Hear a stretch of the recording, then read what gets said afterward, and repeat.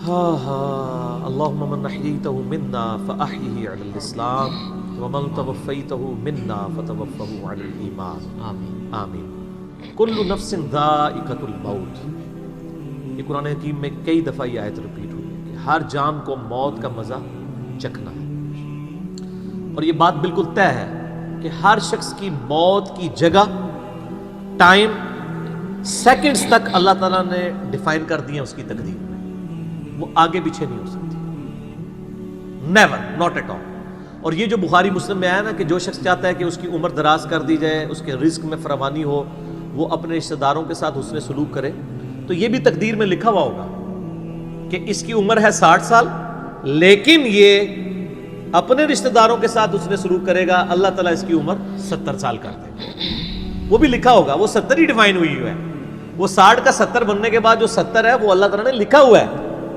ٹھیک ہو گیا نہیں؟ تو یہ اللہ تعالیٰ کے یعنی فیصلے ہیں. قرآن حکیم بالکل واضح ہے. سورہ آل عمران میں آتا ہے کہ جب غزوہ احد کے موقع کے اوپر منافقین نے کہا نا کہ ہم نے اپنے بھائیوں کو منع کیا تھا کہ احد کے میدان میں نہ جاؤ ورنہ قتل ہو جاؤ گے، تو اللہ تعالیٰ نے فرمایا اگر ان کی موت کا وقت آ چکا ہوتا یہ خود کھینچے چلے جاتے اپنی مقتل گاہوں کی طرف، یہ اپنے آپ کو روک بھی نہ پاتے. پھر سورہ نساء میں آیا کہ تم اپنے آپ کو مضبوط قلعوں میں بھی بند کر لو نا، موت تمہیں وہاں پہ بھی آ کے جائے گی. وہ موت کو آپ ٹال نہیں سکتے، ایک لمحہ نہ آگے ہوگی نہ پیچھے. سورہ لقمان کے بالکل اینڈ میں آتا ہے نا کہ 5 علوم اللہ تعالیٰ کے ساتھ خاص ہیں. ان میں ایک ہے کہ کوئی جان نہیں جانتی کہ اس کو کس زمین میں موت آئے گی. ہاں اللہ تعالیٰ وحی کے ذریعے بتا دے. جیسے مسلم شریف میں حدیث ہے نبی صلی اللہ علیہ وآلہ وسلم نے غزوہ بدر سے ایک دن پہلے زمین پہ لکیریں کھینچ دی تھی بدر کے میدان میں. یہاں کل ابو جہل کی لاش ہوگی، یہاں عتبہ کی ہوگی، یہاں امیہ ابن خلف کی ہوگی. سر اب آپ عمر سیریز دیکھیں نا، وہاں آپ کو لاشیں پڑی ہوئی نظر بھی آئیں. ٹھیک ہو گیا جی؟ تو یہ آپ صلی اللہ علیہ وآلہ وسلم نے پہلے ڈیفائن کر دی تھی ساری چیزیں. تو یہ اللہ تعالیٰ نے آپ کو وحی کے ذریعے بتایا تھا. اللہ تعالیٰ بتا سکتا ہے اپنے پیغمبر کو. تو واقعی موت کا وقت مقرر ہے، وہ ٹل نہیں سکتا. لیکن اس پہ یہ بھی سوال ہوتا ہے کہ اگر کوئی شخص کسی کو قتل کر دے تو پھر اس کا کیا قصور ہے؟ وہ اللہ تعالیٰ کا ایک قانون ہے. اس نے مرنا تو تھا، اس میں کوئی شک نہیں ہے، لیکن دنیا میں اللہ تعالیٰ نے رولز اور ریگولیشن کے ساتھ دنیا کو جوڑا ہوا ہے. سورۃ البقرہ میں آیا کہ قصاص میں انسانیت کی زندگی ہے. سورۃ المائدہ میں آیا جس نے ایک جان کو ناحق قتل کیا اس نے پوری انسانیت کو قتل کیا، اور جس نے ایک شخص کی جان بچائی پوری انسانیت کی جان بچائی. لہٰذا یہ جو کوئی کسی کو قتل کرے گا تو قرآن میں ہے قصاص کے اندر انسانیت کی زندگی ہے. انسانیت 2 چیزوں میں چل رہی ہے، احترام جان اور احترام مال. اگر یہ 2 چیزیں نکل جائیں تو معاشرہ نہیں چل سکتا. گوروں کا معاشرہ ہم سے بہتر کیوں ہے؟ بغیر ریلیجن کے بھی احترام جان احترام مال ہے، جسٹس ہے، انصاف ہے، عدالتیں آزاد ہے، جہاں پہ احترام جان بھی احترام مال بھی ہے. سالوں تک وہ ثبوت ڈھونڈتے رہتے ہیں، اس کے بعد بندے کو پکڑتے ہیں. یا بندے پکڑ کے غائب ہو کے مرا جاتے ہیں، ان کے رشتہ دار عدالتوں کے چکر کاٹتے رہتے ہیں کہ جی ہمارا بچہ اٹھایا گیا. نہ عدالتوں کو پتہ ہوتا ہے نہ اور کسی کو پتہ ہوتا ہے. تو یہ چیزیں تو پھر ظاہر ہے کہ ایک ریونج کریٹ کریں گی نا. ہم اس لیے کہتے ہیں عدالتوں کو آزاد ہونا چاہیے، عدالت سے اوپر کوئی نہیں ہونا چاہیے. عدالتیں آزاد ہوں گی باقی سارا سسٹم بہتر ہو جائے. ٹھیک ہو گیا؟ تو یہ یعنی اللہ تعالیٰ نے وقت مقرر کر دی ہے، وہ آگے پیچھے نہیں ہوگا. اور آپ دیکھتے ہیں کتنے لوگ موت کے منہ سے واپس آ جاتے ہیں. حضرت خالد بن ولید رضی اللہ تعالیٰ 100 سے زیادہ مار کے لڑے انہوں نے، اور جب موت کا وقت قریب آیا وہ کہتے ہیں میرے جسم کا کوئی ایک حصہ بھی ایسا نہیں جہاں پہ کسی نیزے یا تلوار کا نشان موجود نہ ہو. یہ عمر سیریز میں انہوں نے ان کی موت کا وقت فلمایا ہے. ابو دردہ ان کے پاس بیٹھے ہوئے ہیں اور وہ کہتے ہیں دیکھ لو اگر موت میدان جنگ میں آنی ہوتی نا ابو دردہ تو میرے جسم کا ایک حصہ بھی ایسا نہیں جہاں پہ کوئی زخم نہ ہو، اور میں ایک بوڑھے اونٹ کی طرح بستر مرگ پہ مر رہا ہوں.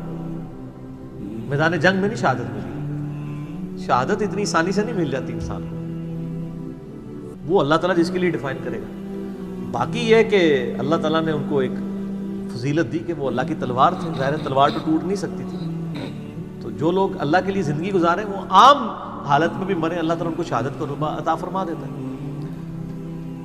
میدان جنگ میں جانے سے موت نہیں آتی. کتنے لوگ موت کے منہ سے واپس آتے ہیں. اور سر ایئر کریش میں لوگ بچ گئے ہوئے ہیں، اور تو اور چھوڑ دیں جہاں پہ کوئی انسان امیجن نہیں کر سکتا. کئی بم پھٹتے ہیں، بندے مر جاتے ہیں، کسی عورت نے بچہ اٹھایا ہوا ہے، بچہ سیدھا سلامت مل جاتا ہے وہاں سے. یہ اللہ کے فیصلے ہیں کس کے لیے کیا زندگی رکھی ہے. وہ اسی لیے کہا جاتا ہے نا کہ مارنے والے سے جو بچانے والا جو ہے نا وہ بڑا ہے.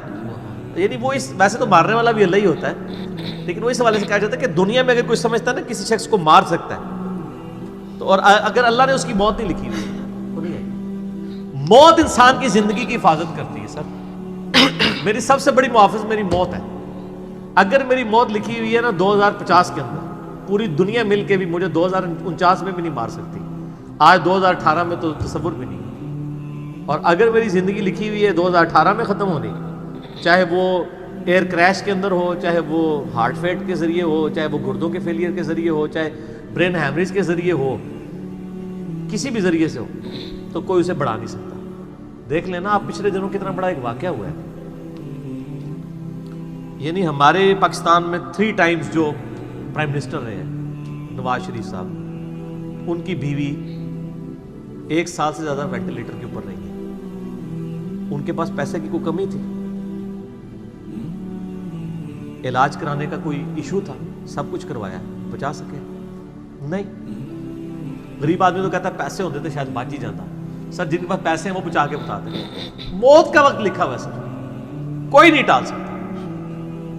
صرف پیغمبر کے بارے میں بخاری مسلم میں آتا ہے، عائشہ کہتی ہیں کہ نبی صلی اللہ علیہ وآلہ وسلم فرمایا تھا کہ اللہ تعالیٰ انسان جو پیغمبر ہوتا ہے نا اس کے اوپر یہ آپشن رکھتا ہے کہ وہ چاہے تو ہمیشہ کے لیے زندہ رہے، چاہے اسے موت آ جائے. پیغمبر کے علاوہ کسی اور کے لیے یہ فضیلت نہیں ہے.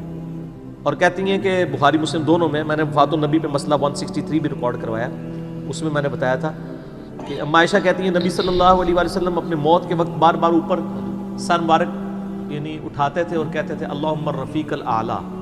تو کہتی ہیں میں نے جان لیا کہ حضور اپنی صحت مند زمانے میں کہا کرتے تھے کہ موت کے وقت نبی کے اوپر پیش کیا جاتا ہے، چاہے تو وہ دنیا میں رہے چاہے اسے موت آ جائے.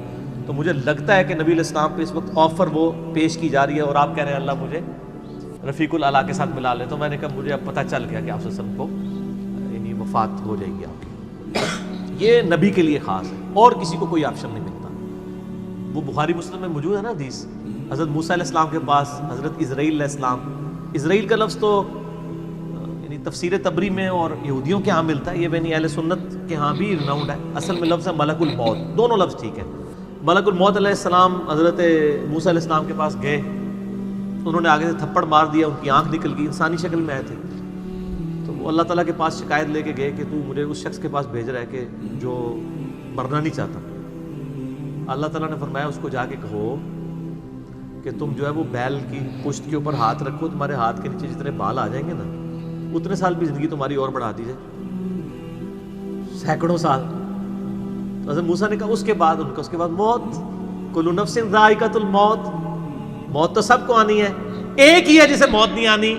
یا حی یا قیوم برحمتک استغیث، اے خود سے زندہ اور ہر چیز کو تھامنے والے،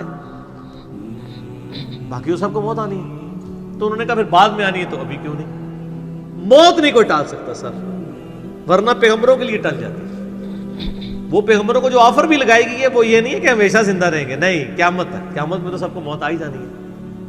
ٹھیک ہے. اور پھر ایک وہ وقت بھی ہوگا جب اللہ تعالیٰ پوچھے گا لمن الملک اليوم، تو کوئی جواب دینے والا نہیں ہوگا، سب کو موت آ چکی ہوگی، سارے فرشتے، جنات، انسان، مخلوقات. اللہ خود ہی جواب دے گا للہ الواحد القہار. سورہ المومن میں آتا ہے آج کے دن اس واحد قہار کی حکومت ہے. اللہ تعالیٰ پوچھے گا کہاں ہے آج وہ جابر حکمران، بڑے بڑے بادشاہ کدھر ہیں؟ تو اللہ کے لیے کوئی مسئلہ ہے کسی کو یعنی پلک جھپکنے میں مسل دینا؟ تو موت اللہ تعالیٰ نے ڈیفائن کی. اور موت کیا، آپ کو جو تکلیفیں پہنچتی ہیں سر وہ بھی ڈیفائنڈ ہے. قرآن میں وَلَنَبْلُوَنَّكُمْ بِشَيْءٍ مِّنَ الْخَوْفِ وَالْجُوعِ وَالنَّقْصِ مِّنَ الْأَمْوَالِ وَالْأَنفُسِ وَالثَّمَرَاتِ. ہم ضرور تمہیں آزمائیں گے تھوڑے سے خوف سے، بھوک سے، جان اور مال میں نقصان سے، پھر چیک کریں گے کون ہے صبر کرنے والا. اور جو صبر کرنے والا ہے اذا اصابتهم مصیبت قالوا انا للہ وانا الیہ راجعون. تو پھر ان لوگوں کے ساتھ اللہ تعالیٰ ہوتا ہے جو کہتے ہیں ہم بھی اللہ کی طرف سے آئے تھے، اللہ کی طرف چلے جائیں گے، یہ تکلیف بھی آئی تھی الٹیمیٹلی تو چلی جائے گی نا. ان اللہ مع الصابرین، اللہ تعالیٰ صبر کرنے والوں کے ساتھ ہے. اس حوالے سے ایک آیت قرآن حکیم کی بڑی کریٹیکل ہے، مجھے ضمناً یاد آ گئی، سورہ الحدید کے اندر ہے. بہت کرٹیکل آیت ہے، اور یہ ٹاپک قرآن حکیم میں صرف سورہ الحدید کے اندر ہی ایڈریس ہوا ہے، اور جس طریقے سے یہ شد و مت کے ساتھ بیان ہوا ہے نا، آیت نمبر 22-23، اعوذ باللہ من الشیطان الرجیم، ما اصاب من مصیبت فی الارض، کوئی مصیبت بھی زمین میں نہیں آتی، ولا فی انفسکم، اور نہ تمہاری جانوں میں، یعنی زمین پہ جتنے زلزلے آتے ہیں، طوفان آتے ہیں، سونامی آتے ہیں، قحط پڑتا ہے، یہ جتنے بھی عذاب آتے ہیں یا تکلیف آتی ہیں، اور نہ تمہاری جان میں، یعنی کسی کو کینسر ہوتا ہے، کسی کے گردے فیل ہوتے ہیں، کسی کی آنکھ ضائع جاتی ہے، کسی کے اوپر فالج کا اٹیک ہو جاتا ہے، کسی کو ہارٹ اٹیک ہوتا ہے، اللہ تعالیٰ فرماتا ہے یہ ساری تکلیف چاہے زمین پہ ہیں یا تمہاری جانوں پہ ہیں، الا فی کتاب من قبل ان نبرأها، وہ تو پہلے ہی ہم نے لوح محفوظ پہ لکھی ہوئی ہے، اس سے پہلے کہ ہم ان کو بھیجے، ڈیفائن ہے، ہونا ہے کہ فلاں تاریخ کو اتنے بجے اس کے ساتھ یہ ہوگا، یہ ڈیفائن ہے۔ ان ذالک علی اللہ یسیر، بے شک یہ اللہ کے لیے بہت آسان ہے، ٹینشن نہیں لینی کہ یار یہ کیسے ہو سکتا ہے کہ پہلے ہی پتا ہو، اربوں انسانوں کے ساتھ اربوں واقعات، اور صرف انسان نہیں باقی مخلوقات کے ساتھ، اللہ فرماتا ہے میرے لیے تو آسان ہے، لیکن اس کی ریزن بتائیے کیوں ہے، لِكَيْ لَا تَأْسَوْا عَلَى مَا فَاتَكُمْ، یہ ہم نے اس لیے کیا تاکہ جو تم سے بات، جو نعمت تم سے چھن جائے تم اس کے اوپر افسوس نہ کرو، وَلَا تَفْرَحُوا بِمَا آتَاكُمْ، اور نہ تم شیخی بگاڑو جو تمہیں نعمت ملے اس کے اوپر، اچھائی ملے تو یہ نہ کہو بڑا میرا کمال ہے، وہ تقدیر میں تھی، ملنی تھی، اور اگر کوئی چیز چھن جائے تو افسوس نہ کرو، واللہ لا يحب كل مختال فخور، اللہ تعالیٰ کو شیخی بگاڑنے والے پسند نہیں ہے۔ یہ آیت نمبر 22-23 بتا رہی ہے سورۃ الحدید کی کہ زمین و آسمان پہ جتنی بھی تکلیف انسانوں پر، جنات پر، جانوروں پر آتی ہیں وہ ڈیفائنڈ ہے، اور انہی تکلیف میں سے ایک بڑی تکلیف موت ہے، وہ بھی ڈیفائنڈ ہے، وہ کوئی ٹال نہیں سکتا، کوئی کسی کی موت کو ٹال نہیں سکتا، اور نہ کوئی کسی شخص کو موت دے سکتا ہے۔ آپ دیکھیں لوگوں نے کتنی ایفرٹس کی ہیں، خود ہمارے نبی صلی اللہ علیہ وآلہ وسلم پہ کس قسم کی ایفرٹس کی گئی ہیں، اللہ تعالیٰ نے آپ کو کس طریقے سے مکے سے نکال کے مدینے تک پہنچا دیا، اور وہ بخاری مسلم میں بڑی مشہور حدیث ہے، آپ جو درخت کے نیچے آرام کر رہے تھے، تلوار سائیڈ پہ لٹکائی ہوئی تھی، ایک عرابی آیا دشمن، اس نے موقع غنیمت جانا کہ آپ سوئے ہوئے ہیں، اس نے تلوار اٹھائی اور نبی صلی اللہ علیہ وسلم کے یہاں پہ رکھ دی اور کہا محمد آج تجھے میرے ہاتھوں سے کون بچائے گا؟ تو نبی صلی اللہ علیہ وسلم نے کوئی کانفیڈنس لوز نہیں کیا، ان کو پتا تھا هو الذی ارسل رسولہ بالہدی ودین الحق لیظہرہ علی الدین کلہ، اللہ نے اپنے نبی کے پیچھے اللہ ہے، ان کا اللہ بچائے گا، اللہ جب سنا اس کے ہاتھ کانپنے شروع ہو گئے، اس کے ہاتھ سے تلوار ہی گر گئی، نبی علیہ السلام نے وہ تلوار اٹھائی اور کہا اب تجھے میرے ہاتھوں سے کون بچائے گا؟ یہ بخاری مسلم دونوں میں یہ واقعہ، اس نے کہا سنو آپ تو معاف فرمانے والے ہیں، درگزر فرمانے والے ہیں، تو یعنی آپ کے وہ حسن اخلاق سے پھر متاثر ہوا، مسلمان ہو گیا۔ مسئلہ یہ ہے کہ یہ کانفیڈنس آپ کو ہونا چاہیے۔ بخاری مسلم میں حدیث ہے کہ غزوہ حنین کے موقع پر کچھ صحابہ کی زبان سے نکل گیا کہ بدر میں تو 313 تھے، غالب آ گئے تھے، آج تو ہم 12,000 ہیں، کافر تو بڑے تھوڑے ہیں، اور یہ ذکر سورۃ الانفال میں آیا غزوہ حنین کا، یہ فتح مکہ کے بعد بھی ہوئی تھی یہ جنگ، مشرکین عرب سے آخری جنگ قبیلہ حوازن کے خلاف۔ اللہ نے فرمایا جب تم نے یہ جملہ بولا نا پھر تمہیں بھاگنے کی جگہ نہیں ملتی تھی، حوازن کے لوگوں نے جب تیر چلائے تو 12,000 میں سے صرف 80 بندے نبی علیہ السلام کے ساتھ رہ گئے، باقی سب بھاگ گئے۔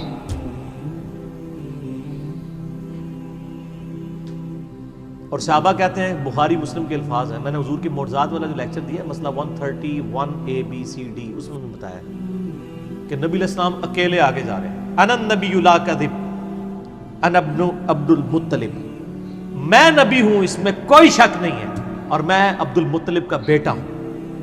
یہ رڈز پڑھتے ہوئے آپ صلی اللہ علیہ وسلم اکیلے آگے جا رہے ہیں، اور آپ صلی اللہ علیہ وسلم نے زمین سے یوں مٹھی بھری کنکریوں کی اور یوں کافروں کی طرف، اور فرمایا چہرے مسخ ہو جائیں، آنکھیں اندھی ہو جائیں، اور سب کی ہو گئی، مسلمانوں کو فتح ہو گئی، اور اسی کا ذکر ہے وما رمیت اذ رمیت ولکن اللہ رمی، اے نبی جو آپ نے کنکریاں پھینکی تھی وہ آپ نے نہیں پھینکی تھی، وہ اللہ نے پھینکی تھی، یعنی اللہ کا پیچھے ڈیوائن ڈیسیژن تھا۔ تو